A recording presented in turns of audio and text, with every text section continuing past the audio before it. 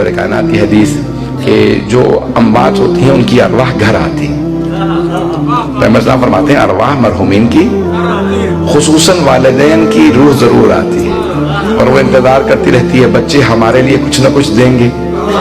पता नहीं तवज्जो है या नहीं। दुनिया में खातिर मदारत की जाती है खिला पिला के, आखिरत में होती है कुरान से। तो कहते हैं कि बहुत देर तक माँ बाप बैठे रहते हैं, फिर एक मरतबा बाप कहता है माँ से चलो ये हमें भूल चुके।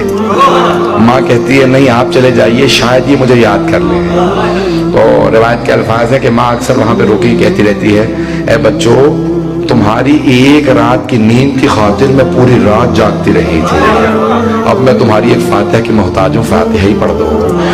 तो गिरामी जो माँ बाप को याद करते हैं और उन्हें याद रखते हैं, हबीब खुदा फरमाते हैं कि माँ बाप भी इंसान के गुनाहों की बख्शिश का सबब बनते हैं। वो जो बूढ़ा बाप या बूढ़ी माँ एक कोने में बैठी रहती है और कुछ नहीं कर सकते, बात भी नहीं कर सकते, कलाम नहीं कर सकते, तो क्या तुम्हें नहीं पता उन बूढ़े माँ बाप की वजह से कितनी रहमतें नाजिल होती रहती हैं। मैं पता नहीं पहुंचा पा रहा हूँ।